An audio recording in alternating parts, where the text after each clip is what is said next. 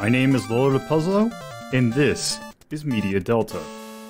All right, so we got something that is I don't know if calling this a classic is really apt because this is kind of more of it is a classic in some sense in that it is tied to a very classic anime franchise. We are talking today about Macross, specifically Macross Do You Remember Love? Some people might be familiar with Super Dimension Fortress Macross. A lot of people, at least over here, might be more familiar with it. The fact that it is one of the, I can't think of like 2 or 3 shows that were kind of jumbled together to form the show Robotech. But in Japan, it was just its own thing. Although this was Macross, I believe, was the first in a multitude of franchises that were brought out by Big West. I believe Orgus was one. It's a Century Cross. I think Mospeda is also another one that is in this franchise. But yeah, if it's basically what this show is it's Gundam, but instead of having everything just be the mech, the plane can turn into the mech. It's I don't want to short sell by saying that's pretty much what it is, but this is probably the quintessential, hey, you have a plane and then it turns into a robot. And the show ran, I believe, in 1982. There was a number of episodes for it. And it's weird because in canon, this movie exists as a way to retell the story of the show. But what this also means at our actual world sense, Macross Do You Remember Love is essentially a retelling of the entire series in a 2-hour movie. And whether or not it, holds up is what we're going to be discussing today. I'm not the only one who watched this. So please introduce yourselves. Hi, I'm Axe. No, I've forgotten about love entirely. Hi, I'm Torpid Typist, and I'm here to blow a motherfucker's brains out. Yeah. So I think this also is to respect Max. Yes. That's the other thing. Yes. You get your big lady. But yes. Of the 3 of I don't think any of us were super familiar with I knew of Macross from like osmosis, and also the fact that I never actually watched Robotech or Macross, and from what I gathered, I don't think either of you two did either. So we're my all kind familiarity mostly just comes from my general knowledge of Delta. Yeah, because there's been a number of Macross franchise or like Macross. I don't think spin-off's the right word, but another series. Yeah. My knowledge of it is kind of like, it's pretty popular, was well known. So I know it in name only, really. All right. So all I'm saying is Ikenai borderline whips ass. Yes. The music, that is, I feel like the music is going to be probably a lot of our discussion about this, but yeah. So I think let's just go ahead and dive right into our control interviews. I am going to go ahead and give my take on this. That being that I was going into this, I didn't know what I was going to, like, whether or not I had high or like low hopes, because I've seen like things before where it's like, oh, this is like well known, and like it's something that's like it's a general classic, but how I would actually feel about it is I really have no idea. And I honestly saw this 2 hours, and I'm like, oh god, this is going to be a kind of a slow crawl. I was very pleasantly surprised by this. This kind of makes me want to watch more Macross stuff. It is the animation stuff with a budget is the problem. Yes. Yeah, I in general, I thought this was incredibly good. Animation was really good. The music's really good. There was a lot of care that went into this. The only thing I could think that I negatively didn't really, or that could negatively affect, is that honestly they didn't have enough time. This is a 2-hour movie, and they they still had to nix some stuff because of it. So yeah, that is, even with that, I still think it's a really good movie. I like the music.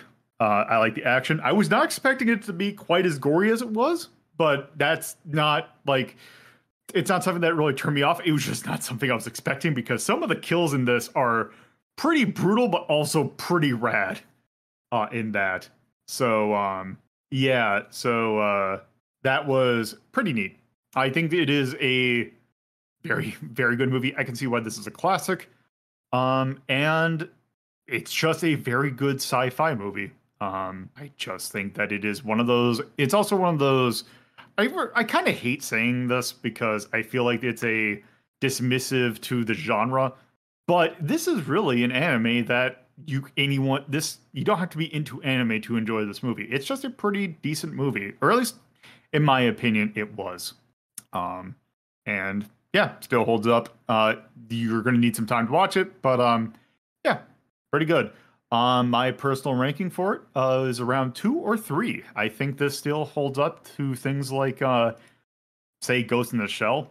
I feel like it's a bit more coherent in terms of like the plot of that Ghost in the Shell's based off. I feel it's a little bit too loose with the source material, whereas this you can still kind of understand a good majority of it. And yeah, I think that 2 or 3 is my personal take on this. So with that, let's get someone else's opinion, and we're going to mix this up a little bit. Let's go ahead and get Torpo's take on how he thought Macross, Do You Remember Love? So Torpo, what is your thoughts on Macross, Do You Remember Love? Or actually, first off, just to kind of, well, we kind of went over the fact that we're going in, most of us are, that all of us were pretty much going in blind. So I think with that, we just might as well just go into what is your gut first impressions, just like a couple sentences. Holy shit, this is influential, and I can kind of understand why. Yeah, there's a lot of things that I saw that I'm like, oh yeah, this makes sense. A lot of shit from that movie on will ape that fucking movie. Yeah. A lot of design in a lot of games from like the 80s, like it's like, oh, there's like the tuning fork thing, like, oh, this makes the design from Gradius make a lot more sense. This makes like this thing, the insert reference here, that so many things make more sense. Yeah. And I'm sure that some of those things were in the original show, but this in particular, Okay. Clarify. The original show looks like shit. It does. So it was actually funny when we showed this on one of the other people that are watching who was more familiar with Macross. Turned out, like, brought up something that happened in the show, so we watched that thing. Yeah, you can definitely tell that it is a 1982 TV anime, super cheap. The combat was incredibly poor. Whereas this movie looked great, incredible use of design and colors, incredibly detailed, and the action looked fantastic. Yeah, like, I think that, like, if we're gonna go for 3 things, I think that is, like, things just look really good in this. I want to say specifically art direction, I think, is incredible, with things like, one of the most notable scenes for me was when the ship was transforming, and you could see the gravity shift, and the way movement and everything reacted to it, like the fighter pilot in his jet/robot trying to fight as everything rotated around him, looked fantastic. Yeah, this movie did not cut any corners in terms of, I should say, I can't really think, like, I can't think of many scenes that it kind of skimped out on animation. It just kind of, it was just a really good, like, shot move, or not shot, but like really good attention to detail anime. Mm-hmm. Yeah, no. It did a lot with gravity because obviously it's in space, and it all looked really good in motion. Like, it's surprisingly good.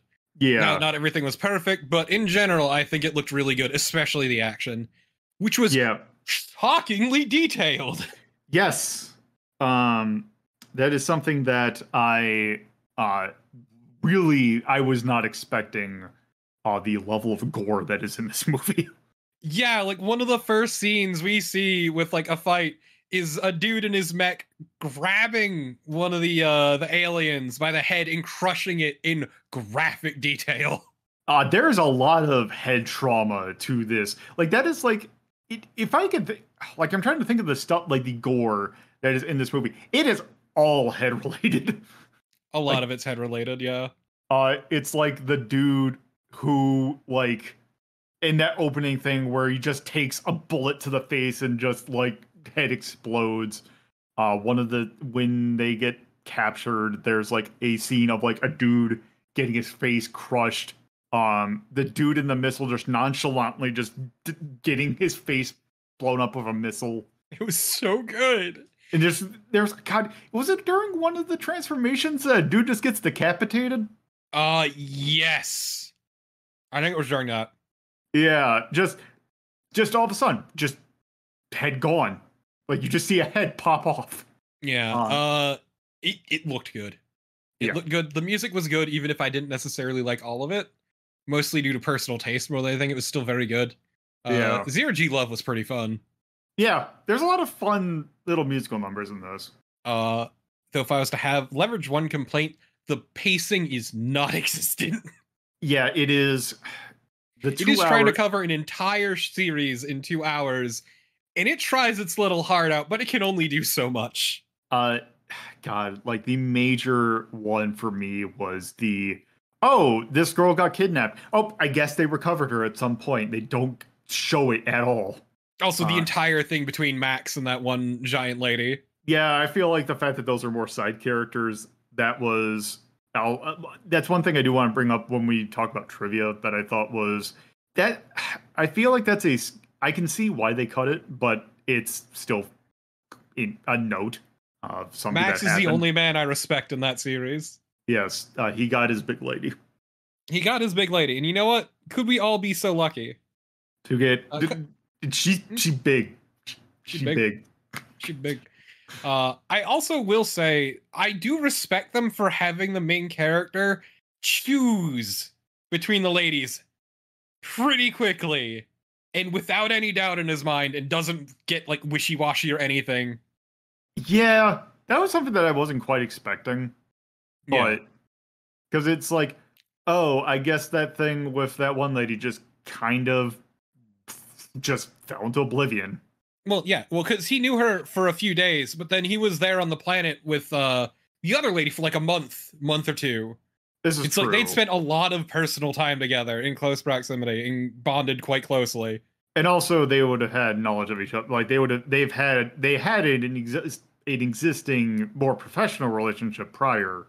Yeah. But also, whereas like the idol was, he met her for the first time when they got trapped in part of the ship after the transformation, and they hung out for a little bit, and then they dated for like a day before everything went to shit.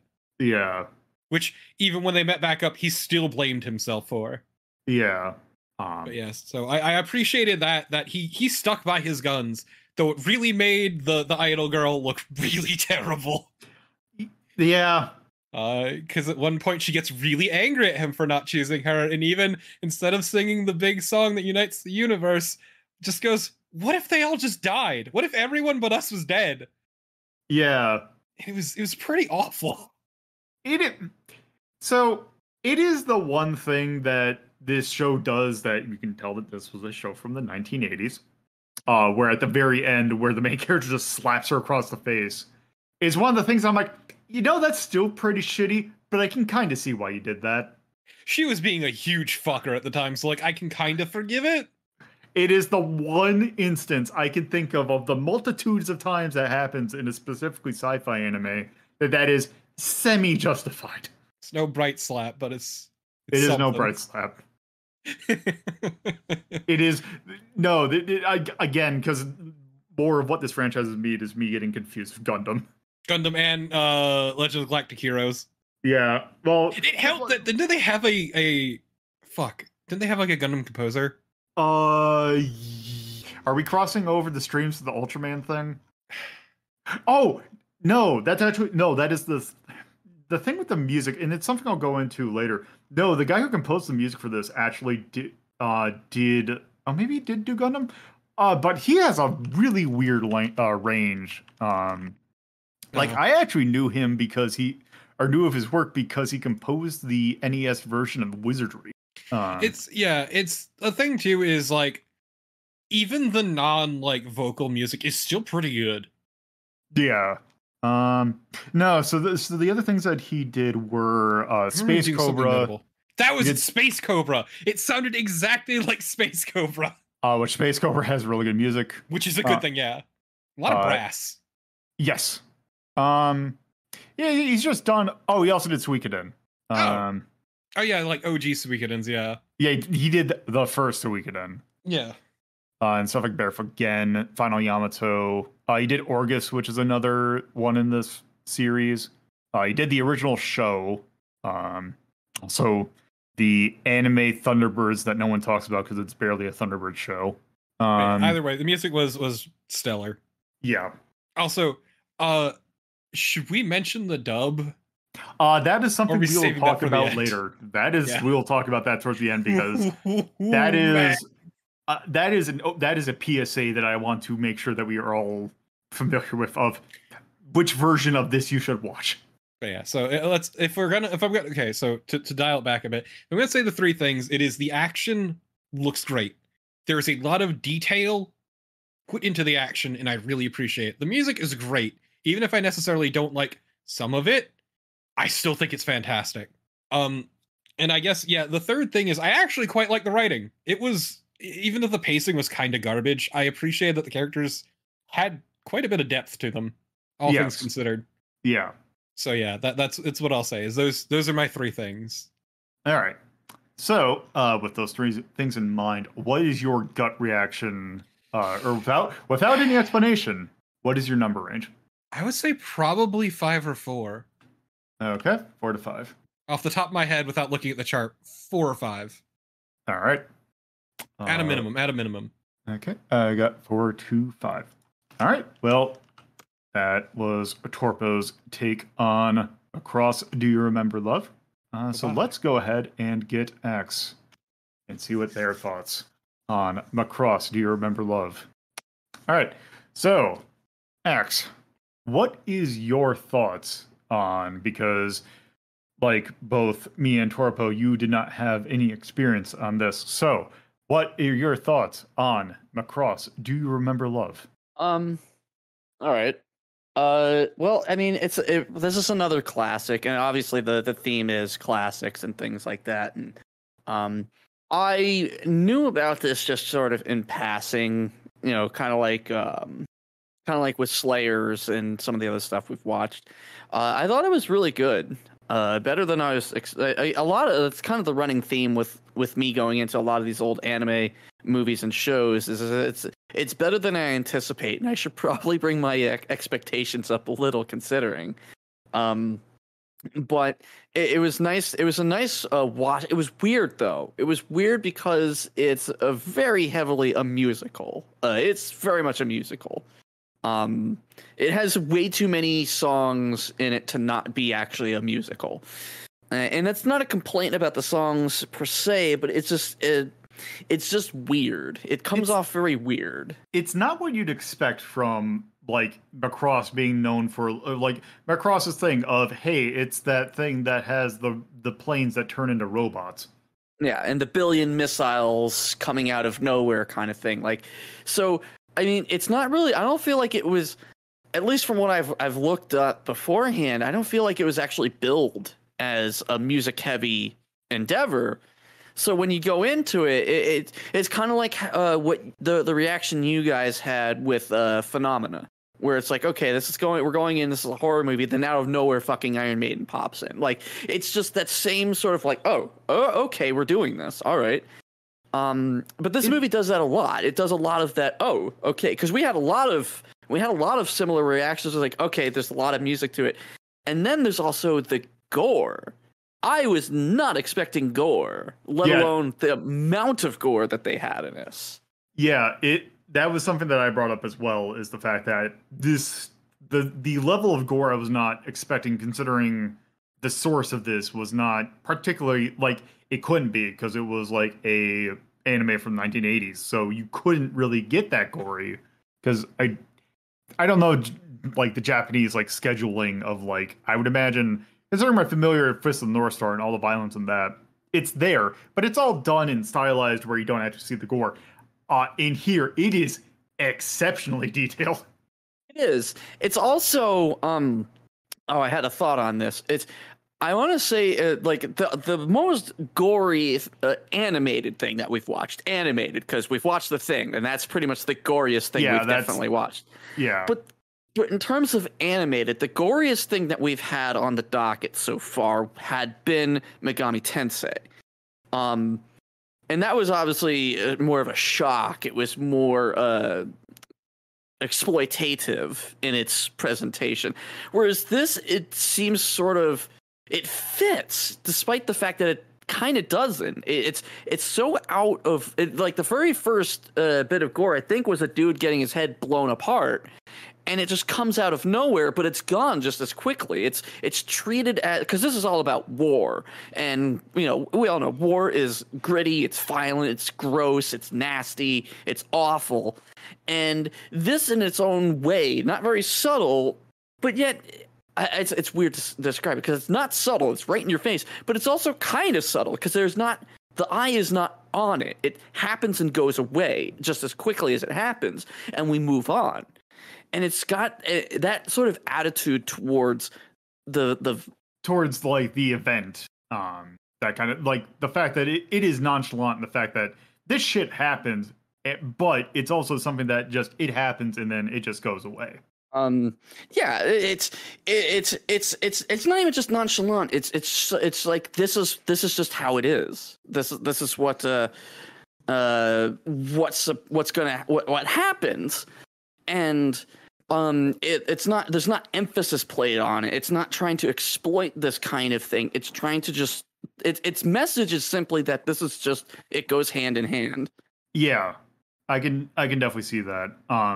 I should give a kind of a counter, or not a counterpoint, but like another comparison to something else that.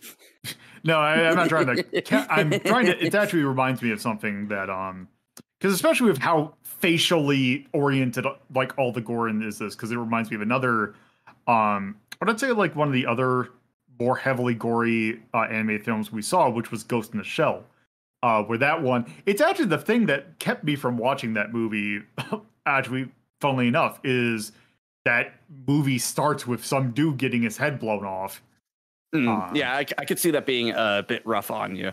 When I was like, when I obtained an incredibly legal copy off of LimeWire, and I just was watching it, and then all of a sudden, that dude's head just blows up, and I'm like, you know what? Actually, maybe this is a bit too more intense for me at that time in my life. But that's, yeah, it's very much like this.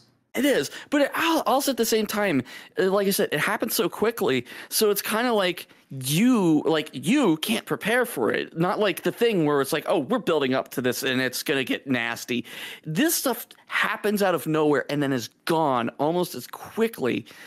And it works in favor of the movie, because if they were to have gone voyeurist with their approach to the gore, like a lot of movies tend to do, if the emphasis was placed on it, it would have absolutely muddled the message of the movie, and it would have actually hurt the tone that it had going for it.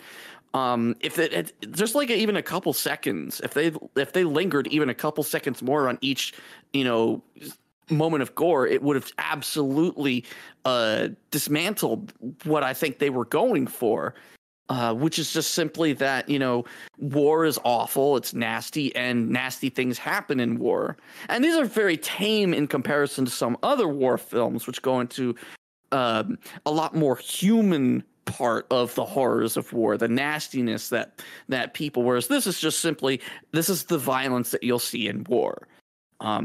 So it didn't actually, so as out of place as it seemed initially, the more it gets put into context just through the pacing of the movie and the general tone, it stops feeling out of place, and you start to see where it belongs within the narrative. And the same thing actually kind of goes for the music too. The first time the music kicks in out of context, instead of like her being at the concert and singing, where it makes sense. We want to hear the song because she's singing.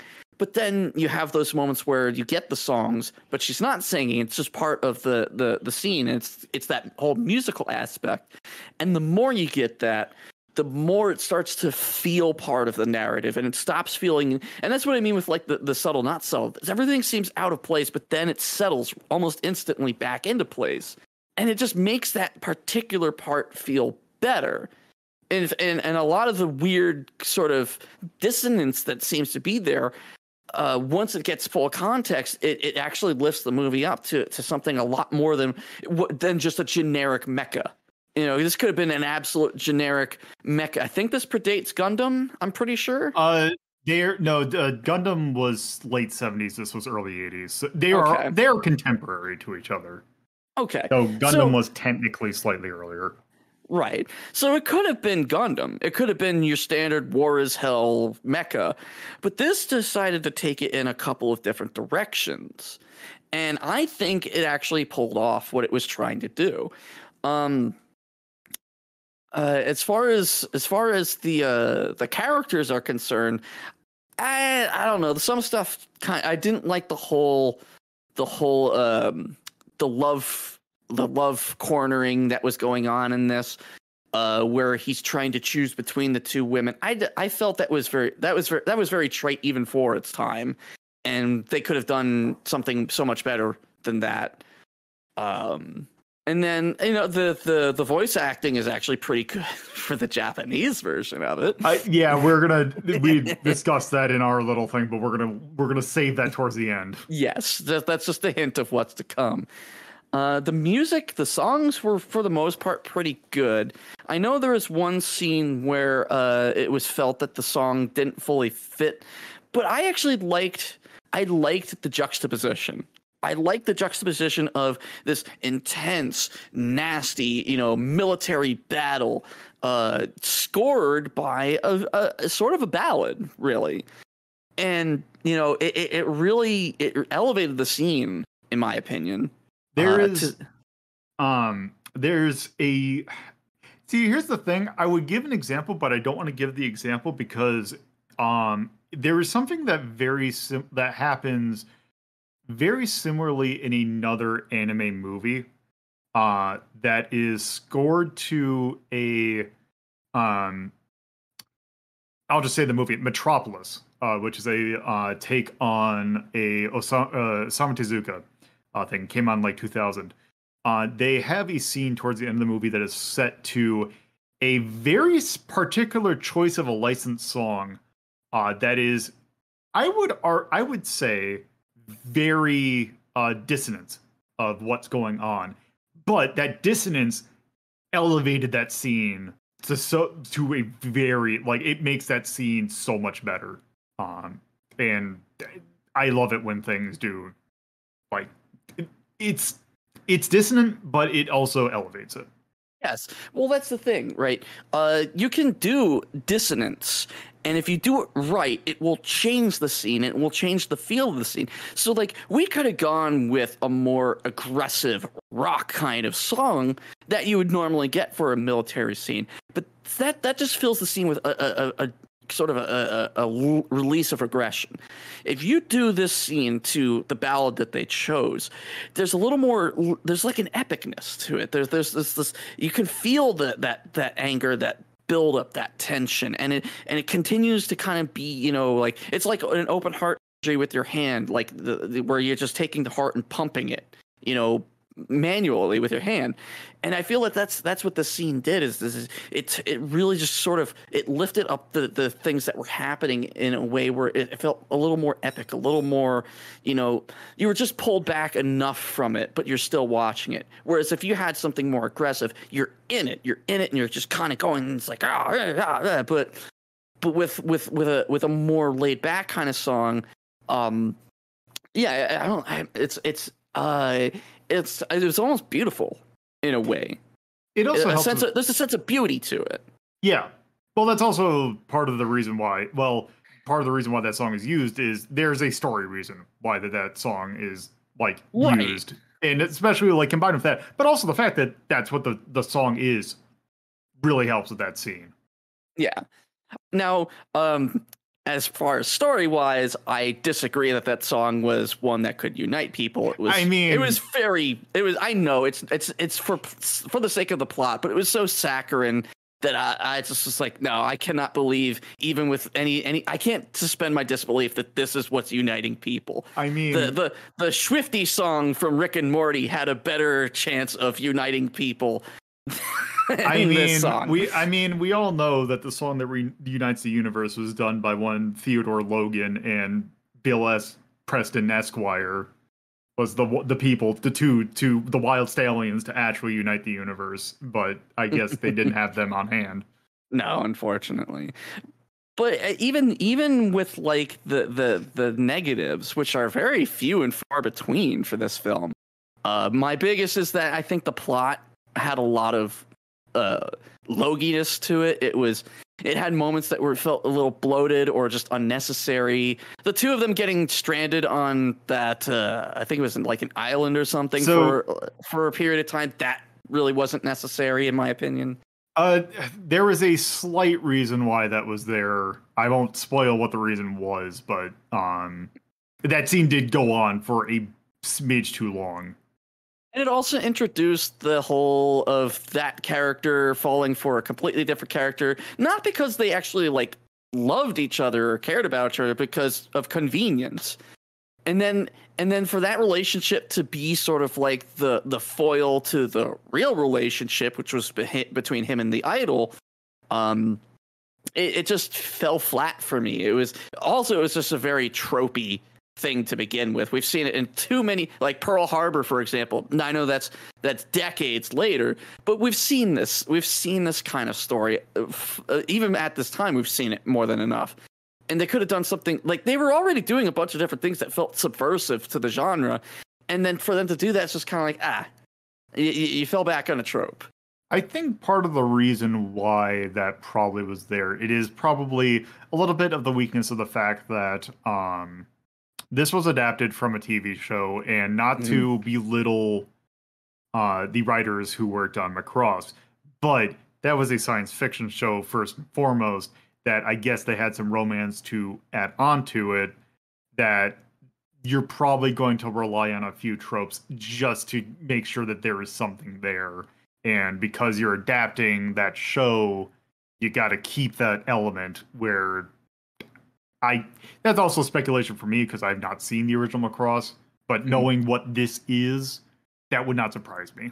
And as always, with any adaptation, whether it's from a book, a TV show, a movie to something else, a video game, adaptations are incredibly fucking hard to pull off.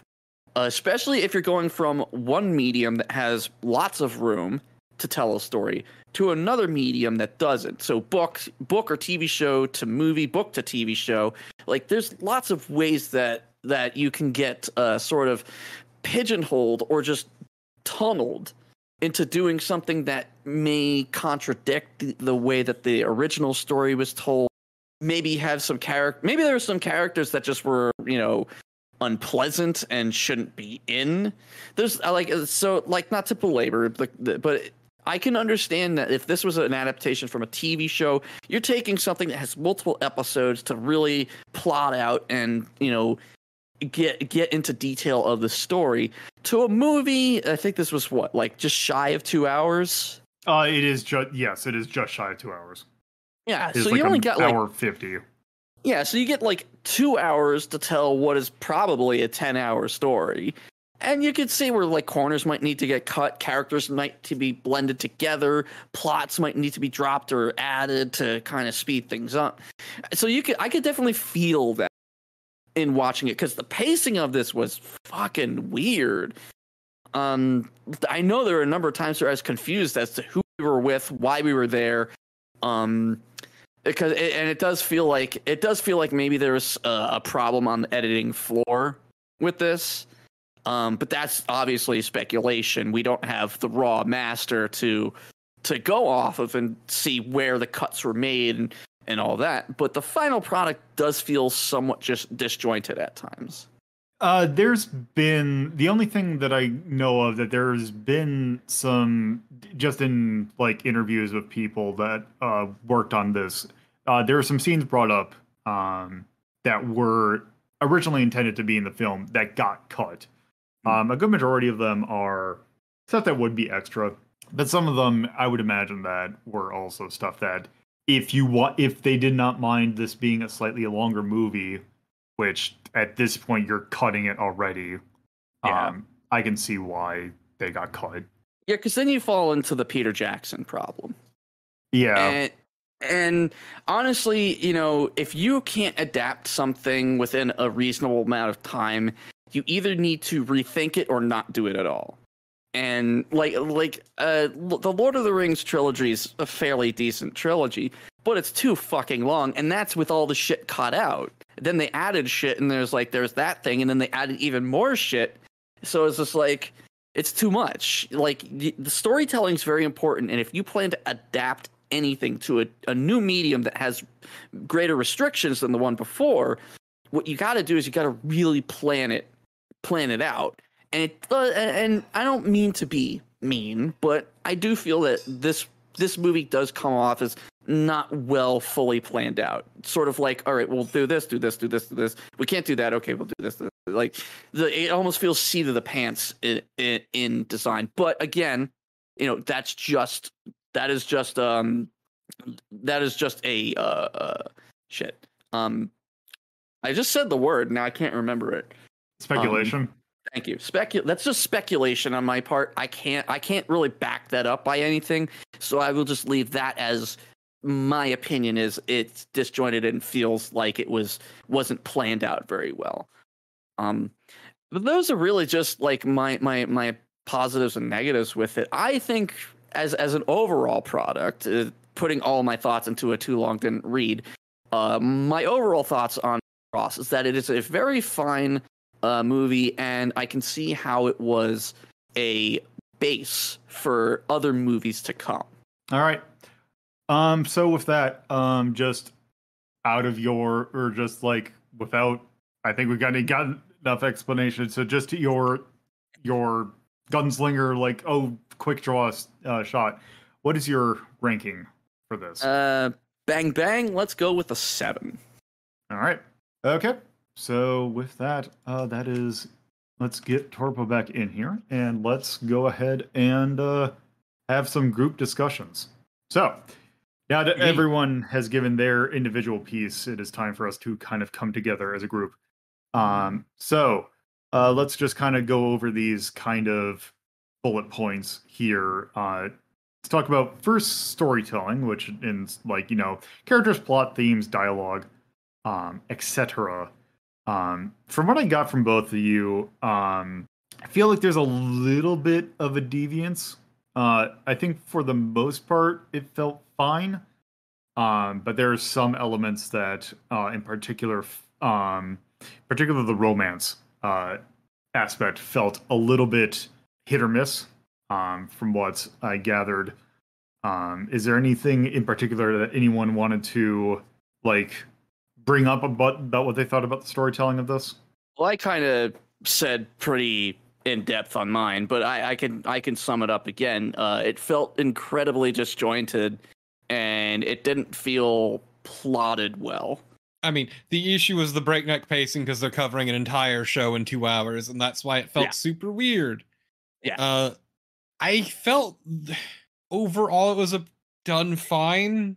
The romance, the problem was more the pacing than anything, because once again they dedicated quite a while to the idol at the beginning, forgetting that was only like a few days, whereas the lady he spent a month with got about as much screen time.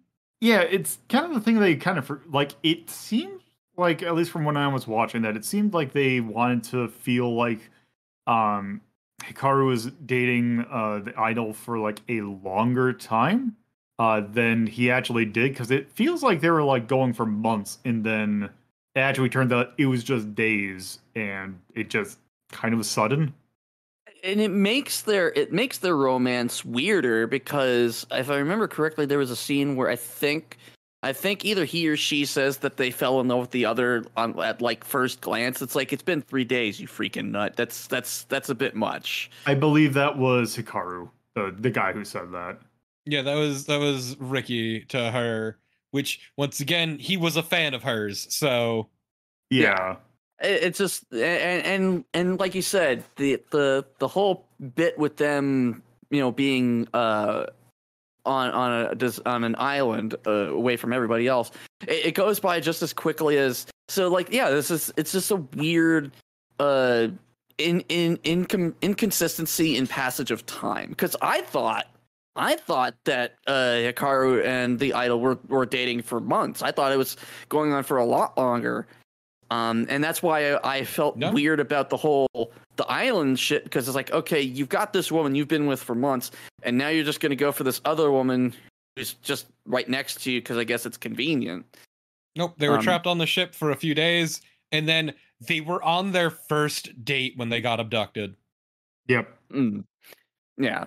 So so I don't know. I didn't feel like either romance really panned out very well. But again, as we said, we'll get it out of there. It's an adaptation, but like I said in my part, if you're gonna adapt something, you either need to think about. If you're adapting something and you've got a lot of restrictions, you need to think about what you're doing, or just don't do it at all. Because if you just jump right into it, you're gonna get smacked by all those restrictions. And the problem is, it was important to the plot. It's also great because when you think about it, it makes the idol look like even more of a scumbag. Yeah. Though, as I said before, I at least appreciated the main character sticking by his fucking guns. Yeah. Yeah. So I think that kind of got in both of your discussions. I think kind of in general that pacing is the major problem with this. Other than that, thing was mostly fine. Plot's a little silly with the aliens and their kind of conflict is kind of weird, but you know what? It's perfectly fine. It's goofy, but a goofy I can accept. Yeah. Yeah, I remember thinking when they were doing the alien bits and the aliens were trying to form the right sounds to make the words, or they heard a word they didn't understand, so they'd say it out, like say out the parts of the word. And I like that. I thought it's how it would be. You have a species who's not familiar with these terms. They're not gonna be like they're not going to be clairvoyant or anything like that, or just pick it up right away. They're going to sound it out. It's like how we do. It's how we learn languages, not just our own, but other languages. It's all about sounding it out and feeling around for the word, and then trying to learn what its context is, what its definition is. And I think they actually nailed that. Oh, you put way more thought into that than I did. I put a lot of thought into things that I probably should just not. No, it's fine. I understand completely. It's just like the things I focus on are different. That's all. No, yeah, we got all the areas covered. I might also be right now because I was actually curious because it's something I didn't look up. I didn't do the thing that I normally don't do or did, which is look up the people who did the voice acting, because that is going to come up shortly. But this next bullet point is probably one of the more notable things about this movie, and it's, if anything, it is the reason to watch this movie. Is the aesthetic. So art, music, quote unquote set design. General, this movie got that in spades. It's a real good looking movie. It moves real good. Yeah. For a movie of its time, it looks and plays just fantastically. Both mentioned the amount of gore that was surprising. It's was. Great. I think we all had the exact same reaction the first time that there was a scene with gore. It was like, oh, okay, we're doing this. Yeah. Just like, Jesus. Yes. Yeah. Well, Tarpa, talk about the one that you really liked. You remember the one scene that you were totally on? Which one was that? I think that was the gun in the face. Oh yeah, when he shoved his gun into the dude's visor and just fucking unloaded. Yeah, that one's good. Even the one where the dude ends up sacrificing himself. Roy he turns Fokker. the gun around and shoots through the body of the dude on top of him. Yeah, it's great. Yes. It just, this movie looks beautiful. Music also is really good. Composer for this was Kentaro Haneda, I believe is how you probably not how you pronounce that, but that's by butchered Japanese is how it's Good pronounced. enough. I'm proud of you for getting that far. Just to kind of go over some of the stuff I know I brought up with Torpo, but some of the more notable stuff that he worked on. Space Cobra. Big Boy doesn't sound like Space Cobra. Yes. The original show, Super Dimension Century Orgus, which I believe is one or two series after Macross, was not used in Robotech. Barefoot Gen, Baggy Monster of Mighty Nature, Sherlock Hound, one of the Project A movies, Dear Brother, which, yeah, now in hindsight, yes, that makes a lot of sense. Also did 2 video games, notably the NES versions of Wizardry, and the original Suikoden. Also did one of the Super Sentais, in particular, Bakuryu Sentai Abaranger, which was from 2003. Unfortunately, he is no longer with us. He passed away from liver cancer in 2007. Oh, Jesus. And so fuck cancer. Yeah. Controversial opinion. Fuck I know. cancer. Hot take. Cancer sucks. Who wants to fight about it? Yeah. No, that sucks. Because I know the music's really good. It's just a real brutal way to go. Yeah. But yes, the music is, for the most, it's a weird mix. Like the actual incidental music is all good and brassy. The set songs are all good, although it's some of the dissonance of it, some of it feels a little dissonant, and it works in some cases, some it doesn't, or at least feels a little. Yeah, the weird. Song that united the universe feels real goofy as a whole lot of murders going down. This is someone, and so this is something I will fully admit. I might have actually brought this up at some point in Media Delta.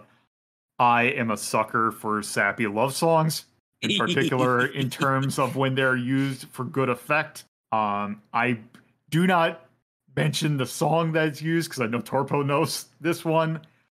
Metropolis has a really good use of a song that in itself, if you mention the song, if you know the song, there's something about that song coming up that is, it's very out of place. It's out of place, but it fits in a weird way. It fits the scene, but it feels weird when it starts. Basically, yeah.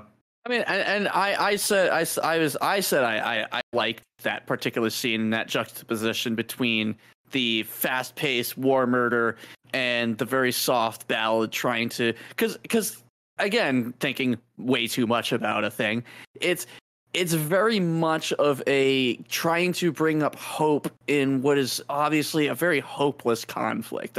War is fucking awful in all of its aspects.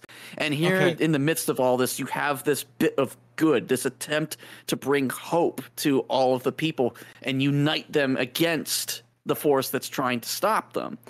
And I feel like I'm struggling to find the correct term in my head, but the closest I could come to is it adds a sense of beauty to that scene, to those scenes, that nastiness, and it's just like there is good in the world in the midst of all of this horror.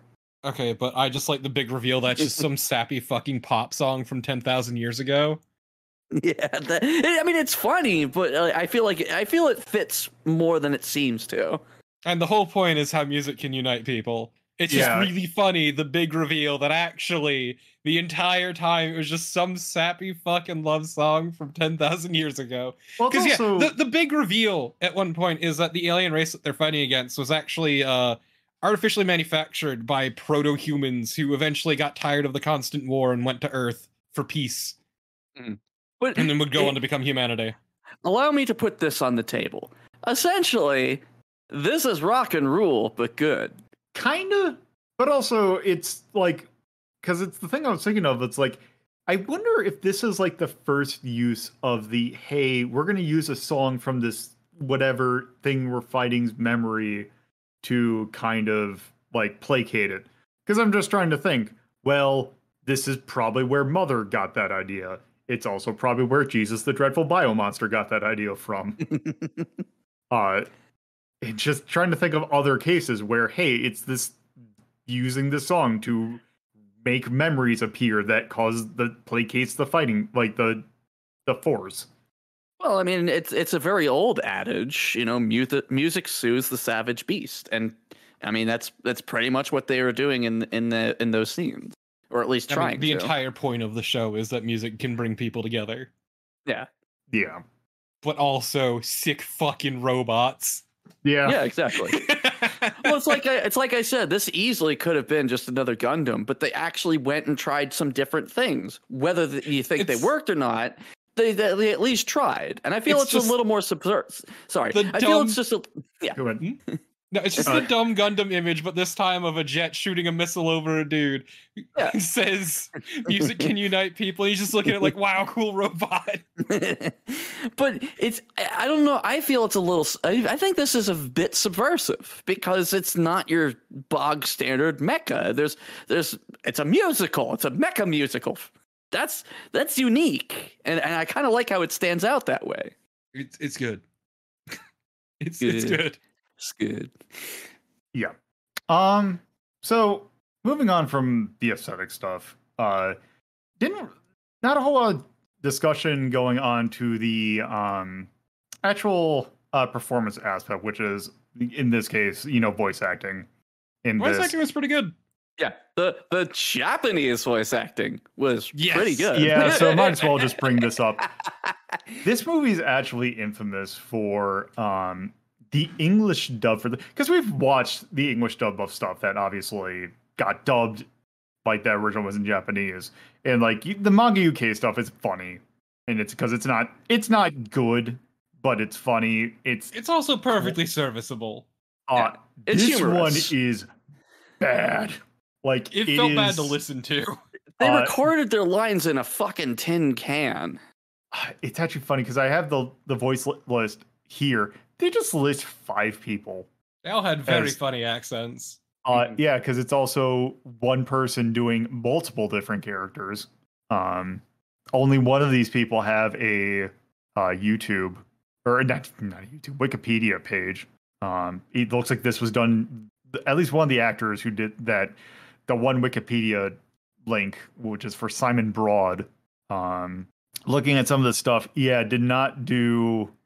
did like the OG or wasn't the OG dub of Dragon, like the original Dragon Ball. He was in he was uncredited in Godzilla vs. Mothra from 1992. He's actually been in a number of Godzilla movies, it looks like. Actually, this was his first role, quote unquote. He was in Police Story, apparently. I don't know if that was just dubbing. But yeah, the dubbing of this is horrendous. And it's not even just in the terms of like the actual acting. It's bad. Not even funny bad. It's not funny bad. The audio quality is terrible. I skipped to a random scene, and I actually had a bit of a what you call it, overload, sensory overload, because it was lots of tinny noises clashing with one another. There's like I just didn't fit with the music and the sound effects and then the people. It was such a mess. Yeah, because also they just straight up use the Japanese for a lot of things and then translate it. It's also really good too because the acting was, yes, also absolutely terrible. It was some of the most stiff shit I've ever heard. I was gonna say, this is like a Turbo CD dub, but I even think that Turbo CD games are acted better than that. At least those can have emotion. Yeah. Japanese dub though, I'm looking at the voice acting list. Not a whole lot of names that stand out to me. Although some of this just might be kind of a weak spot for me.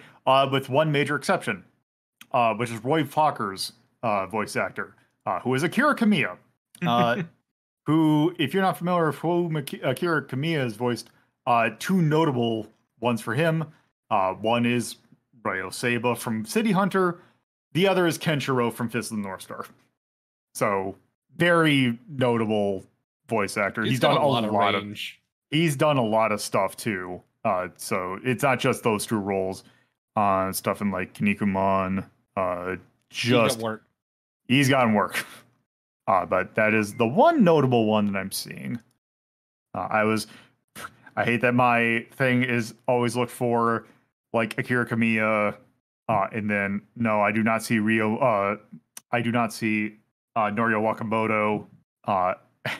I hate saying this because I feel like it's a little bit of a slap, but I feel like this might actually be a little bit too much for Noriyo Wakamoto at the point of his career. I'm just randomly clicking on this. They're just a guy who worked a lot of Sentai, and it's great clicking on this and just looking at his list and just seeing anime television series like Macross. Okay, so there's Captain Tsubasa, there's Macross, there's Gundam or G Gundam, Slam Dunk, the original Macross, Tenchi Universe, Legend of the Overfiend, just slapped in right there. I don't know if I'd put Legend of the Overfiend on my CV, but yeah, it just looks like none of this is at least notable to me, which that doesn't mean much. But anyway, I felt like that was kind of interesting. Oh, it's interesting to see what people work on. I think that's good for that. So I know this is one thing because last little bullet point would be competency, editing, just general cruft, use of length. I think we already kind of went over. This thing is edited weird, and just because of the fact of what this is. So I think we kind of went over that a little bit. Yeah. Mm-hmm. It just was weird and disjointed. It was basically trying to watch sped up footage. Yeah. So I think that's good for that. Trivia. Let me just get some things. There's a lot. There's a lot. So we went over the English dub. Some things that got cut. There was a scene of the character Max and the big lady. I've already forgot what her name was. But there was originally planned to be, I believe it was meant to be done over the credits. Their marriage was one scene that got cut. But some other things, like there's a lot of the alien dude who ends up killing Roy Fokker, actually was like a much major character in the show. There's like models of like the planes, more detailed on things. There's a weird case in which when Hikaru does a missile spam against one of the main bad guys, one of the missiles is actually a can of Budweiser. One of them is also a soda. Yeah. It was actually more than one. Yeah, that's a fun little thing. One main thing though about this that actually kind of upset some people, and particularly I would imagine more of the Japanese side of this. You get a shot in the movie of the lyrics for the song "Do You Remember Love," and they're written entirely in English, thus meaning that the main language that everyone is speaking is English, which means that the song at the end, sung in Japanese, actually would have been sung in English. But it was being translated back to Japanese for the sake of the audience. Yeah. Yeah, it's a dumb detail, but I like that. It's glad it made nerds angry. Yes. But yeah, and also if you get a chance to look at the lyrics are actually written in native, like they are written by someone who actual factual English. Yeah. Yeah. And also that means that whoever did the translation work into Japanese did a really good job. Or if it was the other way around, it probably was oddly, it was probably the other way around. Whoever wrote that English did a really good job of translating that song, which I'm going to take a stab and say that probably was originally written in Japanese and then turned into English. And yeah, probably. Yeah. But yeah, that's that's some trivia for that. Now, I guess with that, kind of talked about this quite a bit. So let's go ahead and rank this bad boy.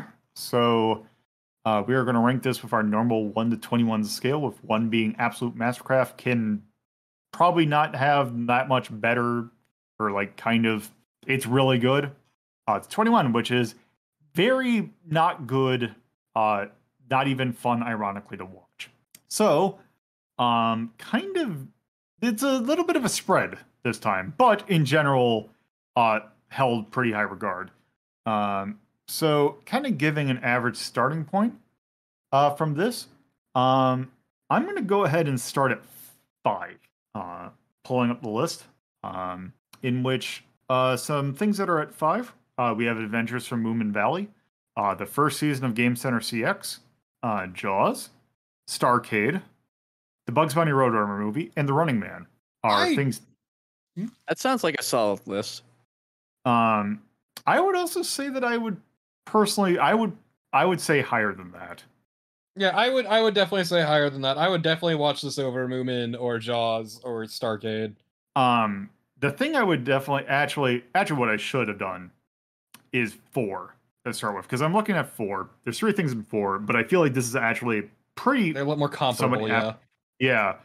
So we got Blackjack the movie, Merry Christmas, Mr. Lawrence, and Street Fighter 2 the animated movie, which that's 2 anime movies versus this. I mean, really, I'm trying to figure out if I would put it above or at the same level as Blackjack. That's the thing I'm unsure of. Yeah. So just to say mine, I was kind of thinking 2 to 3 range, but I'm kind of looking more at this. I'm definitely thinking a little lower. I think 3. I think 3 would be a good spot, personally. I would definitely watch this over, like, Blackjack, yeah. Now that I think about it. Yeah. I could see that. Sorry, do you saying that 3 is actually, like, any... Yeah. Any... 3's a good one. 3's good for this. Okay. That's... Okay. What were you expecting, some pushback? I'm like, okay, because neither of you had that, because I'll just say, Torpo, you were 4 to 5, and Axe, you were 7. So, I mean, it's not without precedent. You know, I've listed numbers and then listened to what everybody said. Okay, yeah, sounds better. So, yeah, to be fair, I said that without even looking at the list. This is also true. I have to admit, I did the same thing. Yeah. I mean, to be fair, that's also what I said. So, for reasons I couldn't crack open the list, so I just forgot to. But no, I based on what you said and the little discussion we've had, I'd say 3 sounds just fine for it. Yeah, and that puts it on par with Dirty Pair, Project Eden, Ghost in the Shell, Streets of Fire, and Road to El Dorado, which I feel, especially comparing it to, say, like, Dirty Pair and Ghost in the Shell, yeah, I definitely feel it is a good spot for it. Content, gore. Without a doubt. I think that's kind of it. Yeah, so, actually, there's a surprising lack of flashing lights. Yeah. There's like one scene with nudity in it, but it's like non-detailed nudity. It's a bit of nipple. You nipple, but it's... You see nip, but you don't see anything else. Yeah. So I don't even think that counts. So, let's see. Is there anything we want to call out for music, charm, cinematography, storytelling, action, and art?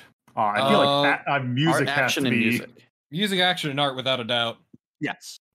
Yep. Charm, I don't think quite fits because it's pretty... I would say cinematography. They do some good stuff with the camera angles, especially during the gravity shifts. Yes. They put a lot of attention to detailed stuff. I don't think storytelling or charm really gets anything, though. No, it's pretty standard. Yay or nay, I feel like number one Pacing. nay is length. Pacing and length, I feel like, are the 2 nays for this one. I mean, so it's like, I didn't mind the 2 hours, but the problem is the pacing was breakneck. So the thing I would say about the length is the fact that it felt like they needed more time. Yes. But then again, that goes into pacing. Which, to be fair, they basically ran out of money, so there was supposed to be more if memory serves, but they just ran out of money. That sounds about right. Anything else? No. I seen the fits. All right.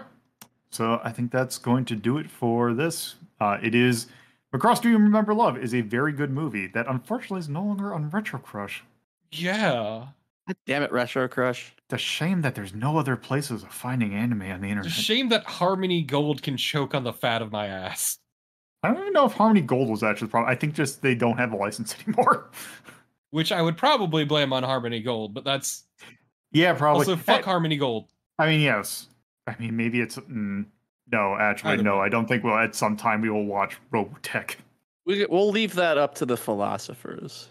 Yes. Or we can discuss Harmony Gold, I think, if we ever do Zillion, I think, actually. Because I think Harmony Gold brought Zillion over here. Anyway, that's going to do it for that. Before we head out, Axe, or anything you want to plug?